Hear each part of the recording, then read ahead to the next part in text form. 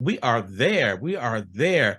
Here is the most talented, brilliant, beautiful Deidra Mayberry. How you doing this morning, young lady? I am so good. How are you? I am doing good. I am doing good. The last time that we talked, your story touched a lot of people. I have gotten so many people saying, when you gonna have her back on? When you gonna have her back on? They just don't know. We already talked about that. We already talked about it. I said, Surprise. I don't know. She's so busy. We probably won't get her on to 2024. And it's kidding me. See that busy? I said, yeah, she that's busy. And then Sandra, she reached out to me. We got her. We got her all set up for Thursday. I said, okay, okay. So I let everybody know that we have you back. And I was telling everybody about your story. I mean, I've been bragging about you, so I should get royalties bragging about you. Okay. I was saying the struggles that you went through to get where you're at today. And you're a very successful Black woman right now with the struggles that you went through. But people just don't realize what goes on behind the scenes with that struggle. Because I know there are times that you want to give up. Mhm. That happens with everybody. Is this doing what I want to do? Why am I doing this? People are gonna think that I'm not worth what I'm doing, and then your self-esteem goes down. But it's always somebody there to build you back up. Mhm. Always somebody there. And I knew that person was, we talked about it already. So I'll let you take it from there. Yeah, so just truly in doing the work that, trying to do a nonprofit and not even that, just trying to be successful in life in general. When you know that you lack something, a lot of the times you are your own worst critic in your head. And it's not that you're being negative, you're really stating a fact of I lack something. Why am I able to do this, or how is this going to be successful? And as I shared last time, my dad was really that like driving force for me about, yes, I will support you, I will help you. If you do your part, then I will show up for you. And just really standing on someone else's belief in you when you can't believe in yourself, I think was huge. And, and really a lot of the times when we struggle with things, we think we're the only one. We think that we are the only one that was given this curse or this disadvantage. And when you really start to look at life and you pause and you get out of your own head, you realize you're not the only one. And there's different from people who decide to continue to move forward versus those who basically accept their limitations. And it was not in my own doing, right? So there was a lot of moments where I was just, was afraid. I was just trying to make it, trying to attain the American dream. And my dad, again, was just a huge driving force in that for me personally. And it just helped me to just keep pushing forward. And he was the start of that. And then as I started doing the work and getting other people that believed in what I was doing, then they picked up that and really kind of poured into me when I had moments of just doubt and fear. And why am I qualified? Who am I? All of that. And it just kind of went off from there. Is it safe to say at that time in your life that you were comfortable where you were at? Why nobody don't know what's going on, but you came out your comfort zone, and then all of a sudden I could see yourself getting stronger and stronger as each day went by. Your level stepped up more. I can see you right now just grabbing a book when you first started and just reading it. I can see you probably reading from the front page to the end in 2 days. It seemed like talking to you was that eager, not only to you really had nothing to prove except to prove something to yourself. You had nothing to Mhm. prove to other people out there because other people didn't know what you was going through. Yeah. It's funny because, there were moments where I was completely content with where I was, right? The goal at first was how do I work and take care of myself without being exposed? And I was able to figure that out. But when there's something placed in you to do more, that only lasts for a little bit. So then there was just this desire in the inside of doing more and being more. And it really was that point of like, again, I had to really process, I'm doing all of this to hide it. What if I just work just as hard to fix it? Right. So in that, it was, and it became like, why, what am I reaching for? What am I trying to do? And that really drove me on days that, I had lots of questions. I questioned if this is the right thing. Should I be doing this? We started in the heart of the pandemic, and it was like, is this a cruel joke? Like, is this really the work we're supposed to be doing? Because Mhm. it was so challenging. But I think just in that, aspect, it was really about something bigger than yourself, and having a desire to do more. And I really just, I know how limiting my life felt and how hopeless it felt secretly, because a lot of people didn't know, and how I, had the desire to do so much more, but I was just stuck. That I didn't want anyone else to, experience that, and I wanted to create something that people wouldn't. Yeah. Um, I'm gonna share something with you. Hmm. Yesterday I was on the other side. I was being interviewed yesterday, Oh. and I gave you a plug.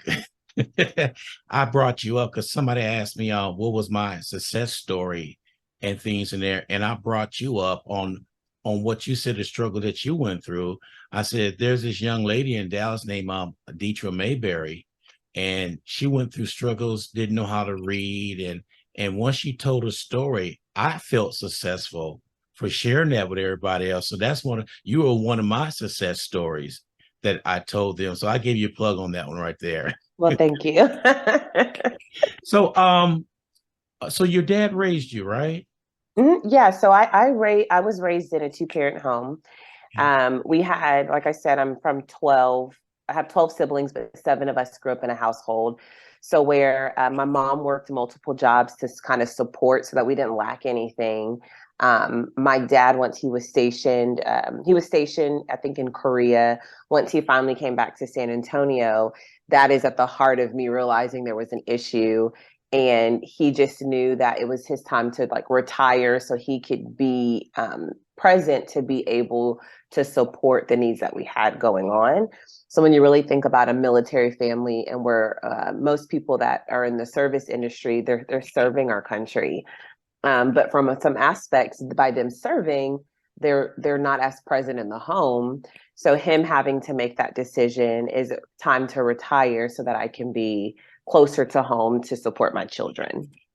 So when he retired, he knew about you not reading, right? Yeah, at this time, so he asked to be stationed back in San Antonio and not to have to go other places. And he probably worked a couple more years, but then he ended up retiring and then now works civil service for the government. So it's local in San Antonio, but just being able to be present, to help the needs that we all had going on. We all had our own individual things going on. But I took up a lot of time. So yeah, that was that. That is fantastic for him to retire and see the needs of his family and what he could do. I see he instilled a lot on you, not only military, but yeah, it sounded like to me he was your rock. Oh yeah, he definitely was. It was one of those things where you're kind of going through life, and like it's just the wisdom that's being able to be shared, and just someone that's guiding, right? I say parents have the opportunity to really pour into their children, and it really helps like their character. And I think the biggest thing that I really was able to take away from him was just his support and his belief in someone outside of himself. So I feel anyone that is willing to go the extra mile that he did, there was a huge belief that he had in me of, you will be successful, you can be successful. And he would always tell me, don't allow anyone else to write your story. You have control over what your story is. So that was just really important to me, is kind of hearing that. And as a child, you really don't know what that means. Like, you don't really fully understand the meaning of that until you live life and you get older and you start hearing statistics and stats on different things. And Yeah. you're like, oh, the story writing, got it. Okay. So, everything on paper says I should not be where I am today. Yeah. Everything that I've experienced. Just like you said, my parents, I heard what they were saying. Well, I wasn't ready Mhm. to listen. Yep. I heard everything they were saying. So when I had my kids and I became a single parent, I understood what they were talking about. Yep. I truly understood. And what they were doing was preparing me for life. Yeah. E- Yeah. Even though I didn't want to hear it at the time, but when that time came, when I had my first son, when that time came, I knew that that's what Hmm. they were preparing me for. And I went through some ups and downs, ended up being a single parent, but I wasn't one of those parents that took my kid and dropped him off at grandma here. Yeah. I took him and raised him myself. And so I see what you're talking about with your dad being there for you, your whole family. I'm from a family of 9. Oh, Oh yeah. yeah, it was 5 girls and 4 boys. So yeah, we were rocking and rolling back in those days. All those different personalities running around and Hmm. parents choosing. And it was always say, well, you like him more, you like me, you the favorite, you this, you that, just pulling the parents apart from all directions. But good parents sit right down and say, I love you all unconditionally, no matter what. Yeah. But you have to realize everybody needs something different. Hmm. And, sometimes when you're pouring into people, you're pouring in because they need it. Yeah. And it doesn't take away that, people want that same equal time, but you realize, and that's how it is in life. The things that really need the dire attention, get it in that moment until it's well, and then we can move on to something different. Is it safe to say that you was daddy's little girl? I don't know if I would say because we had a lot of girls. Oh, But I think I tug and pulled on certain heartstrings. And one thing that my dad always tells me is like, you're just so motivated. So I think he saw like the determination and the motivation, and he was like, as a parent, who am I not to want to like feed into that and just nourish that? Um so yeah, I think, equally there's a lot of girls. And I wouldn't say I was always up under, but when we have business and work to do, we worked closely to get it done and to get me to where I needed to be. So yeah, but definitely we had our own special bond and relationship for sure. okay, okay. So I've when you were down and out, you sit down there, you want to know what am I doing. I can see your dad saying, "Pick yourself up by your bootstraps. Go ahead and do Yeah. this and do that. You could do it." Yep. And like you said, we're our own worst critics. Yep. I was telling a story the other day when I was remodeling the house and I didn't like how something looked. It was off a little bit. And my Hmm. wife said, "There's nothing wrong with that." I said, "Oh, yes, it is." So I went in and moved about a quarter inch and I felt better because it looked good. And she said, "I don't see a difference." Well, I do. So those are some things that we're harder on ourselves than anything else. For sure. Yes, I would agree with that completely. Hmm. So the moment when you realize that you're reading at the level you should be at, did you realize you were moving up that chain real fast, or did it just happen? I think for me it was different because I had so many other tricks that helped me to be successful in where I was. I think for me it was I no longer felt sick. I no longer felt, my stomach dropped when I was in a meeting, or if there was a situation where I may have to be asked to like read something on the spot. And I tell people, I realize like, stress could kill you because the level of stress I was experiencing anytime that I felt like I was about to be exposed or it was about to come out, it just, God, it deflated me every single time and I would physically be sick. So I think for me, when I would step into those meetings and that feeling was not there, of fear and just me feeling sick to my stomach and just being able to offer more, or just it was really like a self-confidence thing. And like I said, no one knew. It was all internal things. So just, it was really a feeling that was different. And me knowing that I was equipped better, that I didn't have to fear. So then it allowed me to open my mind. So before, I wasn't taking on anything extra. I wasn't trying to like do anything because I didn't want to be exposed. So the difference was now I was willing to be a part of that project. I was willing to be a part of that group and to do these things because I didn't have that fear. So I would say from that sense, yes, things got better for me. But I think it was, I think from the outside looking in, people would, say, oh, well, she wasn't trying. She wasn't volunteering for those things. She wasn't doing those things. But it was because I didn't feel like I could. Mm-hmm. So now, were you the eager beaver once you got all that? You volunteered for everything. Say, her think she all that. No, I wasn't an eager beaver. I really believe in everyone feeling seen and heard. And I'm that person. I only speak up when no one else will. I only volunteer when no one else will because I always want to give other people the opportunity. But before I was looking at a hard, like, no, I'm not interested. No, I'm not trying to do it. I was giving the no up front versus just like, okay, no one's really grabbing onto this. Okay, well, then I'll do it. Right. So, but before that wasn't what I was doing. I was just like, no, I'm not interested. Maybe something different, like Yeah. dodging every bullet. Okay. I know when I was in these meetings and stuff, I would never say anything. I would sit back and just watch and observe. Hmm. And so we had a meeting one time, and I was sitting back and said, "Mr. Gordon, we haven't heard from you." I said, "Y'all continue talking. I'm all right." What I was doing, I was absorbing everything they were saying. Hmm. I was putting so when it came down for me to say anything, I broke everything down. And somebody said, "You were listening." I said, "Don't ever Hmm. assume I wasn't listening. I was just listening to everything that you were saying." And Hmm. I try to break it down in layman terms. So when I take that to my employees, they understand what I'm talking about. Not this Hmm. in the meeting, they won't throw all these big words at you and all that, which is fine. But a lot of people doesn't they don't understand that when you break it down to what was the meeting about.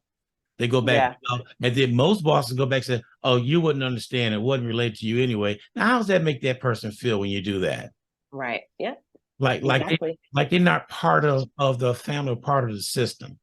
Yeah. I would break it down. So the meeting was over with. Is I remember this one person came over to me and asked me, "So you did all that? You came out like that. So where are you working?" I said, "In San Antonio." We got a spot for you up in Dallas if you want, and you will move up some steps. My boss came over there and said, "No, he's not going anywhere." And my boss never did anything like that to me before. Yeah. So then they did a pilot program that I was in charge of all the new hires that came in. It was up to me to move them to the next level because our retention rate was horrible. Hmm. So when I started doing that and started doing all that, our retention rate went from what 55% down to 25%, then down to 15%. So what they were doing was Mm. working. Then a new guy came in and just threw the whole program out, and we went back to the same old status quo again. So I feel you when you in meetings and stuff and things you want to say and talk about. So you're Hmm. probably the same way. You sit back, just relax, and just watch everybody, listen to everybody. Yeah. Yeah, because once you have it, and that's the difference. Like for someone like myself with low literacy, once you have it, the goal is not to how do I outshine everyone else? It is just to be comfortable, to be able to listen, understand what's being said, and being able to contribute when necessary. And I think that's what I did. So I know why I didn't ask this question the first time. So in order for you to when you was learning how to read, Hmm. how was your writing skills? Well, they weren't great because I couldn't spell well. Because I Um, know that's something probably go hand in hand. So yeah.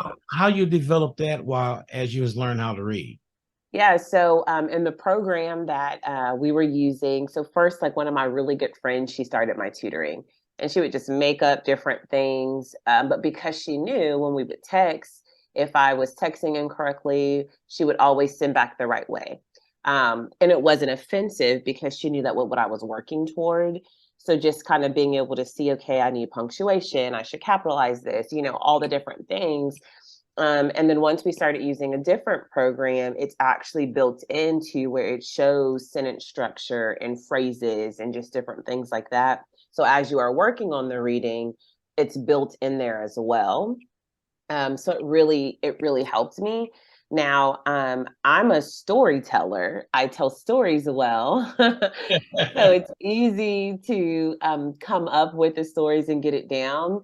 I think for me, it was all about, the spelling, the punctuation, all of that. But because I lacked, reading skills, I was a big storyteller. Like I remembered stories. That's how I connect it. Kind of like you were mentioning earlier, you listen to people talk and then you can retain the information. So that was me. So I did that in people talking. I did that in movies that I watched. Like I was super intentional on how I tried to set myself up to be able to engage in conversations. So when I would write papers, I would get it all marked back red because it was like spelling, punctuation, but I had the meat of what I needed. Everything else was just messed up. I can see that for you right now. With going through grade school and junior high, I know some of the main things they focus on, know your nouns, your pronouns, and I mean that was drilled into us right now. Right now to this day, Yeah. problem of writing it right there, Yeah. There or Their. But Uh-huh. thankful for a word with spell check. Yep. Typed it in, it corrects it for, oh, okay, I got it. Yeah, so on our social media, we were doing this like Toolbox Thursday when we first started.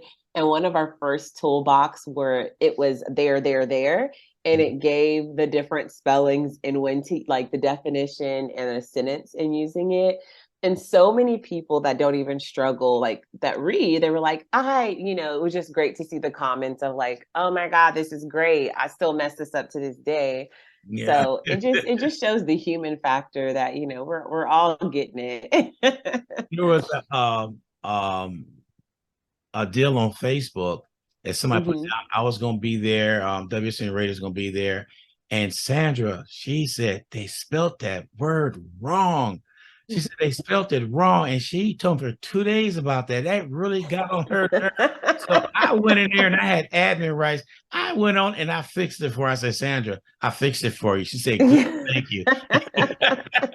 Because some people just Yes. look at that. That's the wrong way to Yeah. do that. And here is another word, Hmm. Here or Hear.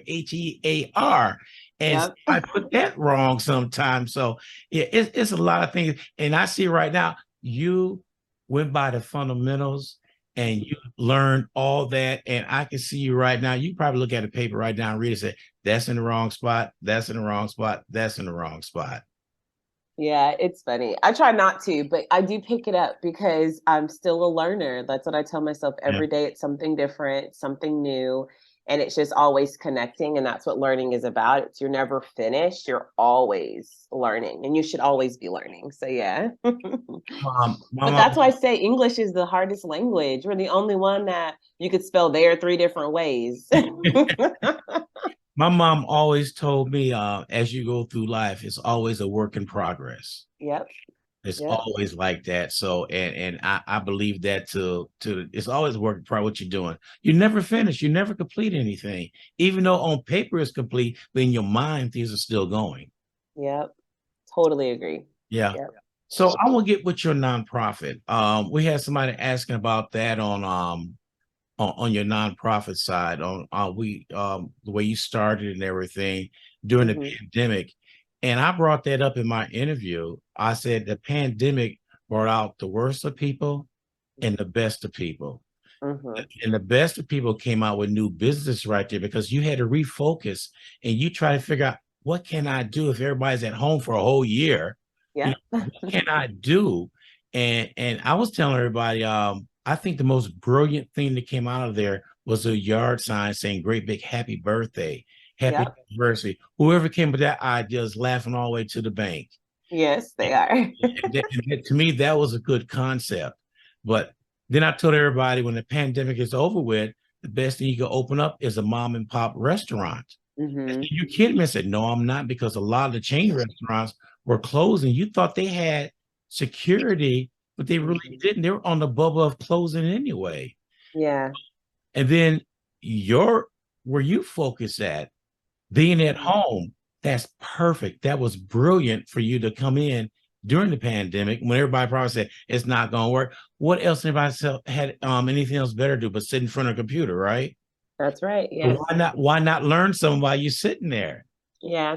And it really pointed out a couple of things. So those people that had jobs where they were able to just work remotely and still be able to make money, they were fine. But a lot of people who had jobs that were maybe service jobs or warehouse jobs, they didn't have that option.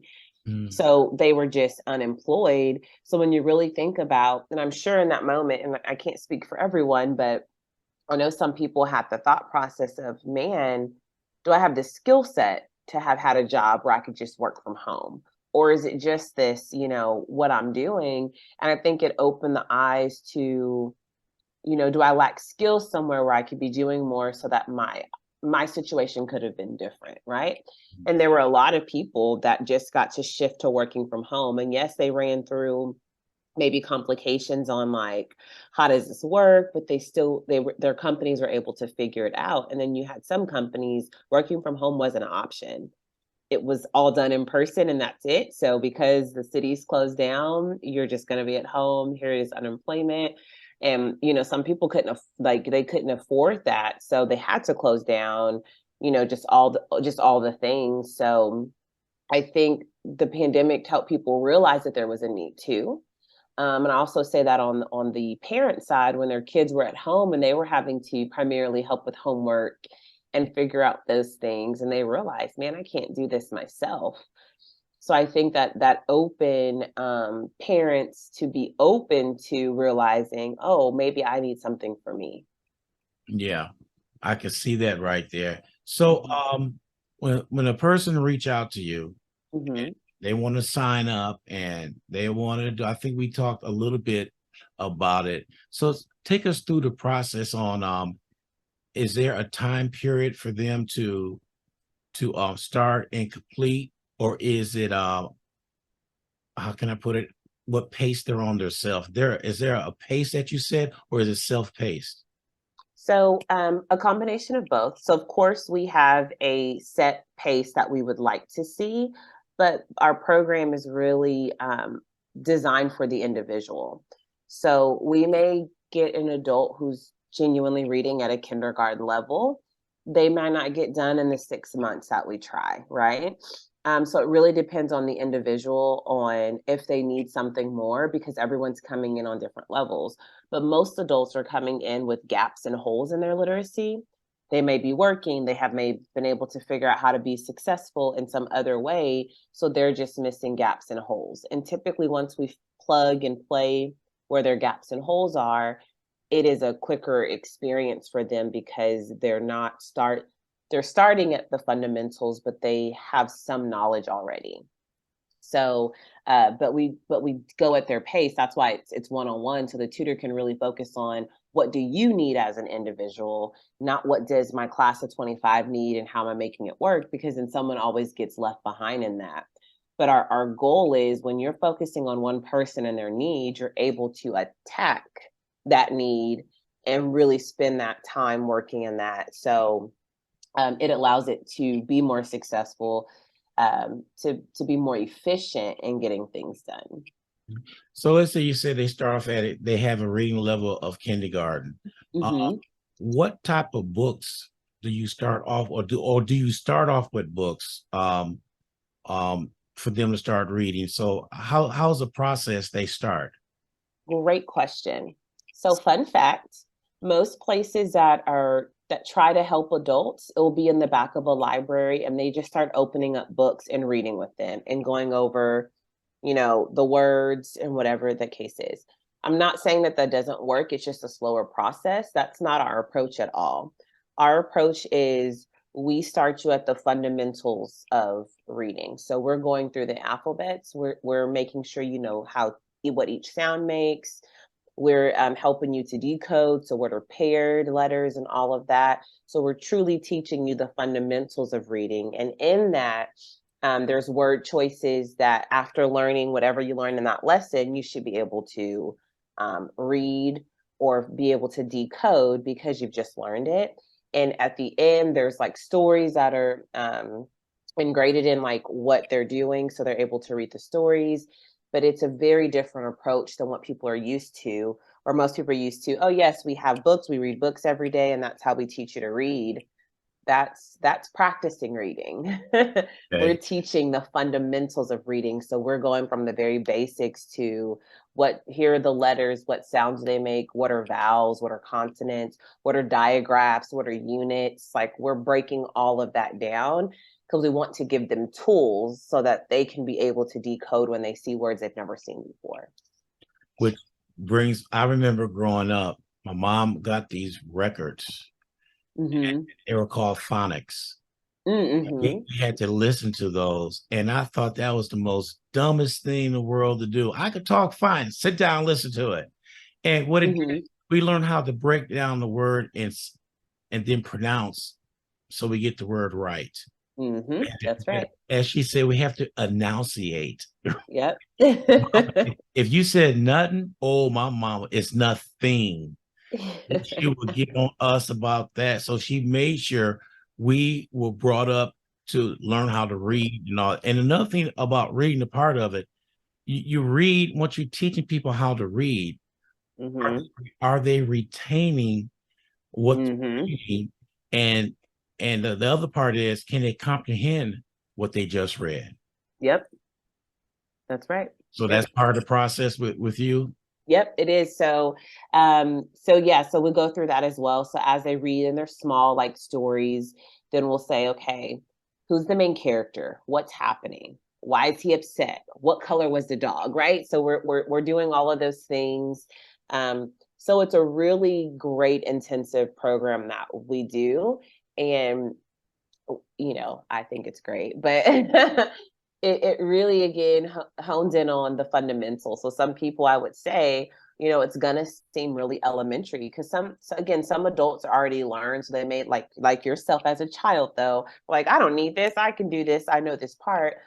But we need to see if you really know what you know, and we need to make sure, because it all works together. Reading is a build upon skill.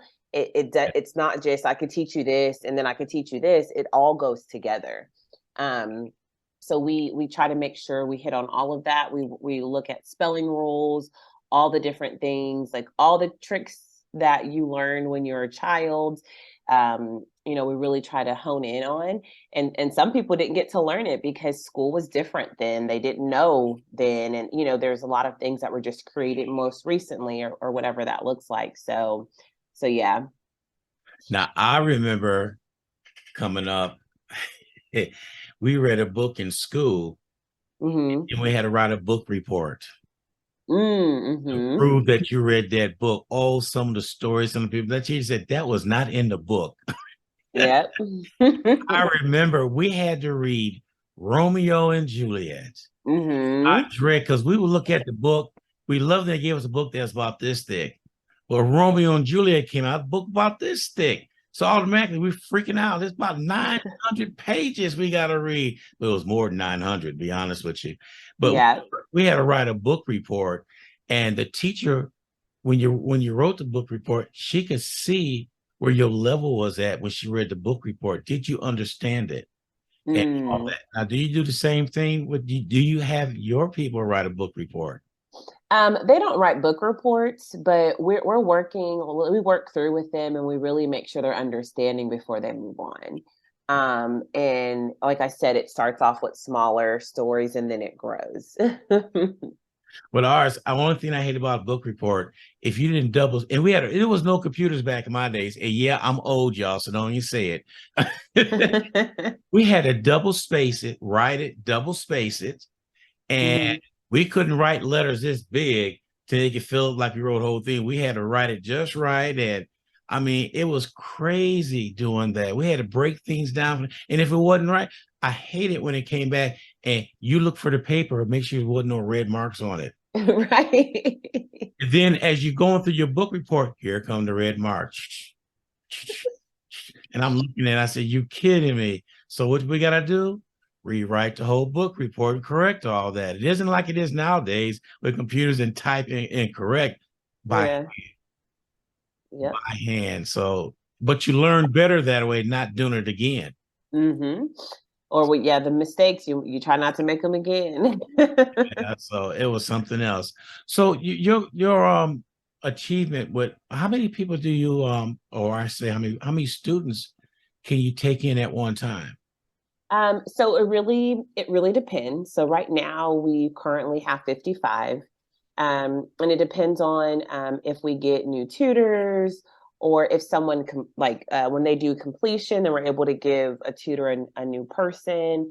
And that's the growing piece that we're at right now. So we know that there's a lot of adults that need the support, and we're working on how do we scale and grow by getting donations, getting more volunteers, so that way we are able to reach the people. So we definitely had to shift to not just a volunteer approach, because as you know, when people volunteer, it's at will. So anything can happen where they may have to step away or do something different. So we focus on also trying to have paid instructors, so that we know that we have the instructors there to support the adults that are in need. So those are the things that we're currently working on now. So it just depends.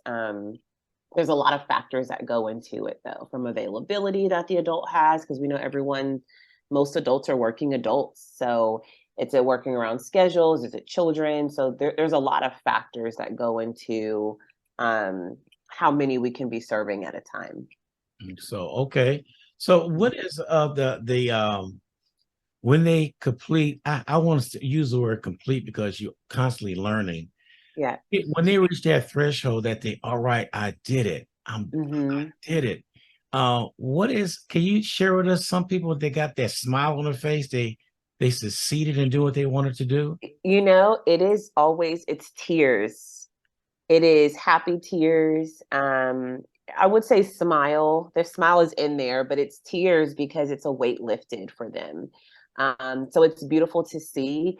It's them knowing that, man, I've been dealing with this for most of my life, or you just see the hope that they now have, and they're so grateful.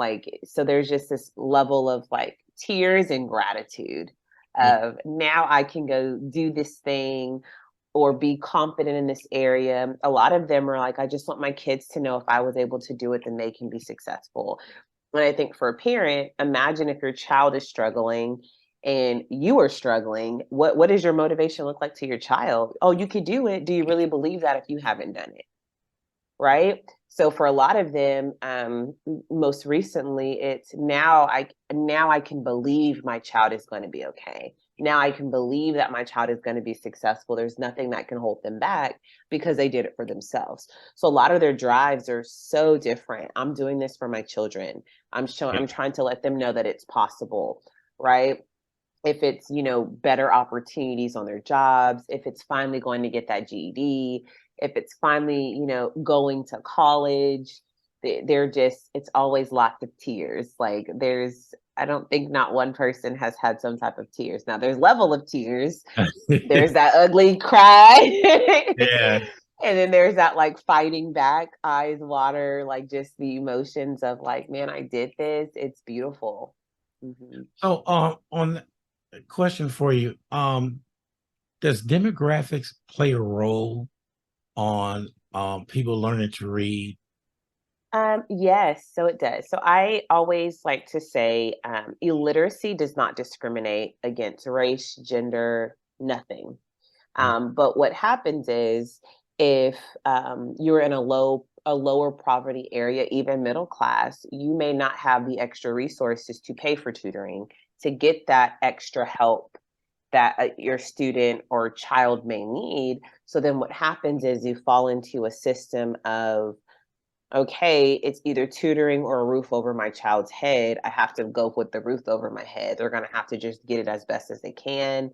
But when you have other, people that are maybe wealthy, or, that's not an option, then they're able to pay for that extra tutoring and all of that. And it makes a difference. It's not just a, black or brown thing. It is really, do you have resources to get the help that is needed? Does your parent find value in paying the money to get the help that is needed? That's a whole different story, because we've all grown up and we all value something different. And so it yes and no. It really just matters about the resource. So that's why our nonprofit is free, because we don't want someone not being able to take advantage of reading because they can't financially pay for it. So we remove that financial barrier, to ensure that if you really want to work on it, then you have a place to work on it. And so you answer my next question before I even asked it. It's free. Yep. I was getting ready to ask you that. So that's not a deterrent anymore now, because there's no barrier. Oh, how can I go there? I owe this much right now. I don't have, Yeah. and that's another thing that builds up stress with them too. Mm-hmm. And they back away, you know? Yeah, absolutely. That was part of mine. So my friend started doing my tutoring when she was in Korea. She moved back to the States and life got busy, so it didn't allow our schedule that we had, because we were on two different time zones. I would be doing my lessons late at night, and it was like in the middle of her day where she had free time. And when we got back to the States, that's the hustle and bustle of life did not, allow us to be able to still do that. So Yeah. I had to ask myself in that moment, which she didn't charge me. She was just my friend helping me. I had to ask myself, am I really serious? Yes, I can pause until our schedules align, or I could go pay someone so I can continue the work that I'm doing. And I started that. I paid someone, and guess what? There was times I couldn't pay for my lesson. So I had to lie and act like I was working or I was sick because I was too embarrassed to say I didn't have the money to pay, which I know looked like me. Oh, well, she's not serious. Is she, doing all these things? And that was so devastating for me because it was like, man, I'm just trying to do this, and financially it wasn't feasible. It's like my car payment or this tutoring lesson, my rent or this lesson. I mean, I couldn't be without those essentials. So it was just super challenging, and it added a whole new level of stress. And it also made me appear that I wasn't serious about the work, but I was just too ashamed. Here's that word I keep saying, ashamed, right? I was too ashamed to say financially I didn't have the means to do it. You know, I got a phone call a couple of days ago. I think I shared that story with you. I had some of my employees that couldn't read, and I brought them Mm-hmm. to the side. And this guy called me the other day, and I forgot I even did this. Mm-hmm. He had to work late that day, and his daughter was going through cancer. They had a lot of things going on, and he already stepped up, learned how to read. He was doing better, and he had to work late one night. So he called me and said, "Mr. Gordon, I'm done with everything." I said, "You have yourself a nice Thanksgiving." He said, "Thank you, sir, but the problem is we didn't get a chance to afford a turkey or anything like that." I said, "Really?" I said, "All right, here's my address. Come on by the house." I had an extra turkey in the freezer. Mm-hmm. I went on and gave it to him. And he told me again that was one of the best Thanksgivings he ever had, him and his wife. And we talk every once in a while. And I said, wow, I forgot that I did that.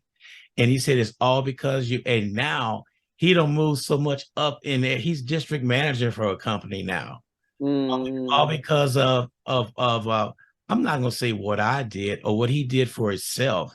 He wasn't embarrassed to let me know that he couldn't read and see, and he's there right now. So he calls every once in a while and thank me. Anything I can do for you? I said, no, I'm good, sir. You keep on doing what you're doing. Yep. So that made me feel good for him to come back and say that to me. And I'm pretty sure you get people that come back to you and let you know, look what I'm doing right now. Look where I'm at right now. Yeah, yes, and I'm their, like, loudest cheerleader, like, "What?" And and people like that. People like that. I'm pretty sure that you haven't changed, and they love seeing that from you. I bet people can't wait to see you for that positive influence and attitude you have that you project on everybody. Yeah. Yeah. I just, we're all here just trying to make it. So I think I always say like we need to be able to cheer just as loud for the next person. And that matters. So, and I always tell them I get to play a small part in your story and what you're going to do. And I'm just grateful for that. So yeah. And it's best for them to come forward and say, I need help. Yeah. That's the start right there, because you could tell anybody anything, but they have to be ready to do it. Yeah, yep, absolutely. Because that's why where we're here to support. I always say those that are ready to do the work, because not everybody's ready, and that's not a dig at them. That's not trying to shame them, but people have to get to levels where they're ready to do the work. Because it's hard from an emotional standpoint. It's hard from a social standpoint. It's hard. Just your own internal things. It's hard. So you have to be ready for that. Like one of my mentors would say, you have to be sick and tired of being sick and tired of being sick and tired before Well, you do something.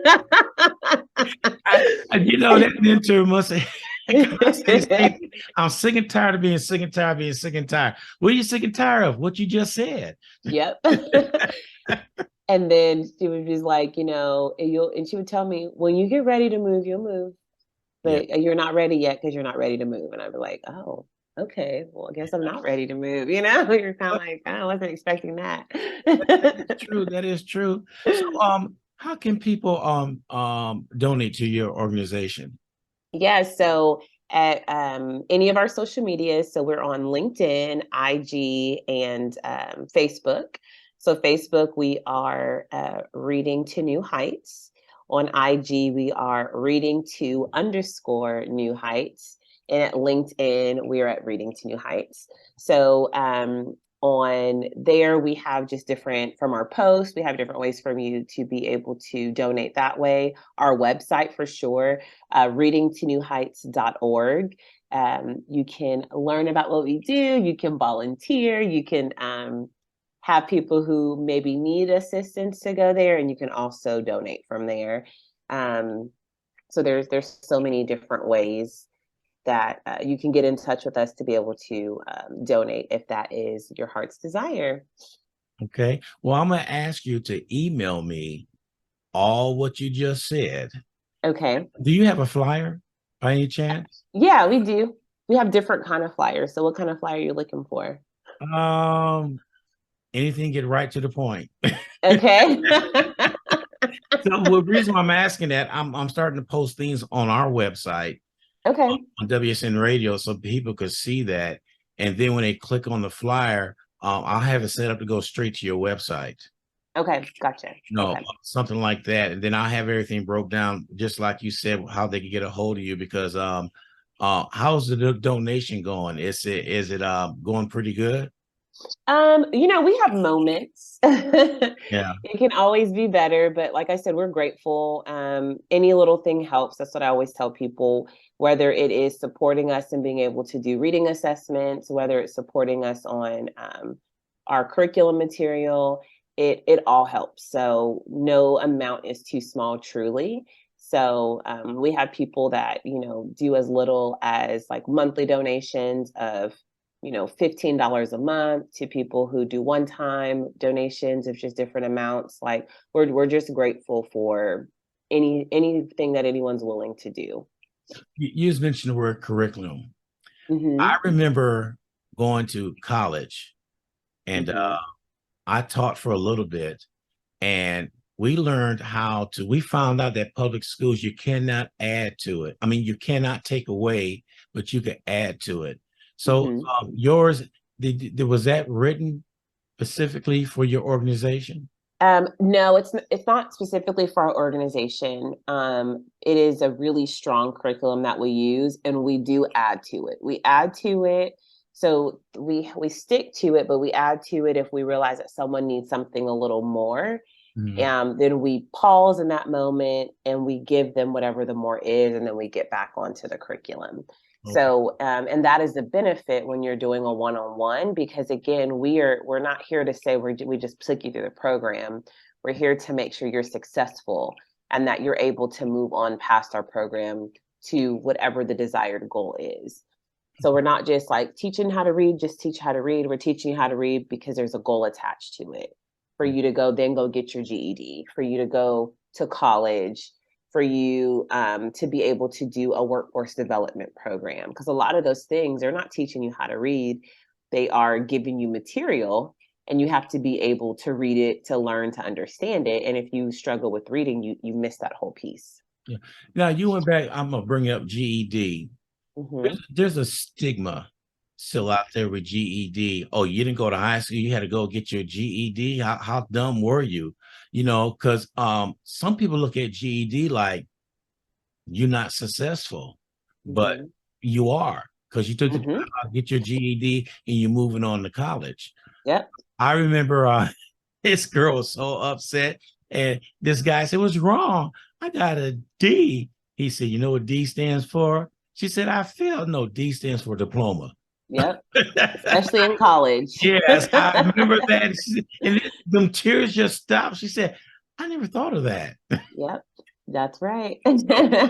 Back to that GED, a lot of people sometimes look down on people who gets Mhm. a GED, and they don't understand it's the same thing as a high school diploma. Yep.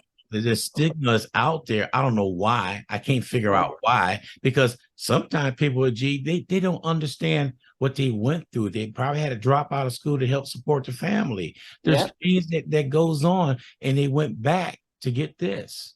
Yeah. And what I had to tell myself in doing this work, there's going to be some people that don't understand, that don't agree, and you have to look past those people. Because if someone is upset that you're trying to better yourself, if someone's upset that you're trying to move forward, it's not worth your energy of a conversation or even trying to prove anything because they don't care anyway. Right. Um, and that is the focus of that I have for the nonprofit. In comments, there's comments I don't even reply back to if they're super negative, because why would we be upset because someone is trying to better themselves? That makes no sense to me, Yeah. because we would also talk negative if they weren't bettering themselves. So it's just a double-edged sword. So Yeah. you just get to choose what side you get poked with. And I rather always get poked with the side that there's someone's upset because I'm trying to better myself, versus me sitting and accepting where my life has, taken me in that moment. With your nonprofit, did you have to Mm-hmm. get any certifications from the state of Texas for anything?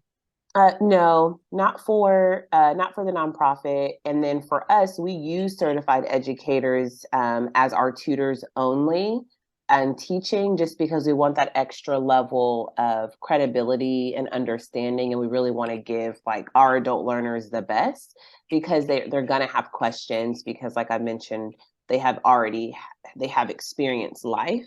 So they're not like children where they're like, I'm just a sponge. Whatever you say, I'm going to do. No, they're going to ask you questions. They're going to, well, why is this an exception? Why is this not a part of the spelling rule? That doesn't make sense. So we want to make sure they're equipped with those that have an understanding, that have a training, that work with teaching, to know everybody needs something completely different. You can teach the same way and two students will get it completely different. And what does that workaround look like? And what does that extra support look like is really important. You brought up a point right there. I was told somebody, you get somebody from the Midwest and from the South, Mm-hmm. they read the same book. Mm-hmm. Demographics really come in a role right there, because what they read relate to what they were brought up north, and south Mm-hmm. different. They both come up with two different things. But what I did find out what was unique, at the end, it was the same thing. Mm-hmm. Yeah, that's so funny. Me and one of my friends, we were talking about her son had to take a test and they thought something was wrong with him, because it was like, do you see any, like, point out the chicks? And he says, I don't see any chicks. But to him, chicks are a female. But they had baby chickens. But Yeah. because of his environment, he chicks. this is a chick, right? Not a chick. Yeah. So, and we were thinking about, oh man, depending on like people's environments, their upbringing, what they're used to, their vocabulary and their understanding what things are very different. So it was a good observation in that moment that we were like, oh, okay, that makes sense. Yeah. Yeah. So that, Yeah. you brought that's a good point because we see things different and where Mm-hmm. we were brought up because I remember years ago in Texas, they threw out when you were a teacher, certified teacher in tech, you were certified for life. Mm-hmm. They came out with that stupid, sorry, Ron, I had to say that TCAT test. Mm-hmm. And each teacher had to take that test. They want to know the writing skills and all that. But somebody in Iowa will grade the test for somebody in Texas. It's Mm. completely different. Yeah. Some teachers failed that test, but if you stay in Iowa, you don't know what happens in Texas. This is how they see it. Well, Mm-hmm. that was scratched after a couple of years, I think, because Mm-hmm. we lost a lot of teachers because of that. Because when they went to school, became teachers, they were told they're certified for life. Mm-hmm. And now they bring this test in and say, you can't teach because you don't understand this. Yeah. So that was really a kick in the butt right there for some of the teachers here. Yep. That's right. Somebody just wrote on here like pop versus soda. Yes. Because we call it pop up north. Yes. But down here is soda or soda water. Yes. And then or refrigerator or ice box. Yeah. Yep. Laundromat or Washateria. washateria. Yeah, root or route, tomatoes, Yeah. tomatoes. Data. Yeah, it just depends. Yep. Mm-hmm. And you talk to some people, you say it, I say, what's wrong? You didn't say it right. So you know what I'm talking about. You're not going to answer me because I said something the way I was brought up. Like somebody was up in Illinois one time and they seen our snow plows plowing the street. They said, oh, look, you grading the road. I said, grading the road? What is that? And so when I moved to Texas, I knew they're talking about. They grade the road, the gravel. That's what they call grading the road. We call it snow plows. That's so funny. Oh, the other one is night clothes and pajamas. Oh yes. But Yes. when I mentioned night clothes, my wife fall on the ground laughing. I never heard of that before. I said it's called night clothes. It's pajamas down here in Texas. Oh, whatever. That is so Oh, funny. but yeah. All right. Oh wow, we did good. Look at us. We just rolling along. Any closing thoughts? Um, no, just again, just thank you. Uh, we Yeah. we we are going to stay in contact with you. Okay. I think we really need to because we need to keep on getting this word out. Um, Yeah. no matter what, because people always say, "Well, I didn't know. I didn't know they did that. I didn't know." We got to pound it and keep on pounding, let everybody know you are there Yeah. to help out. And the favorite word is it's free. Yes, free. It's free, and a lot of people don't realize that because everybody think, okay, nothing's free. What do Yeah. they get out of it? They get out of it the joy in your face when you really sit down and learn how to read. That's the joy they get. Yep, that's right. Okay, Deidra, what a pleasure. What a pleasure. I know you got a bit, you busy this weekend? You got a I bit am. to do? Yes, I have something in like 5 minutes. Oh, go. Let me go ahead and let you go. And we'll catch you next time around, okay? Okay, thank you, Ron. All right, thank Appreciate you. you. All right. All right, Goodbye. bye.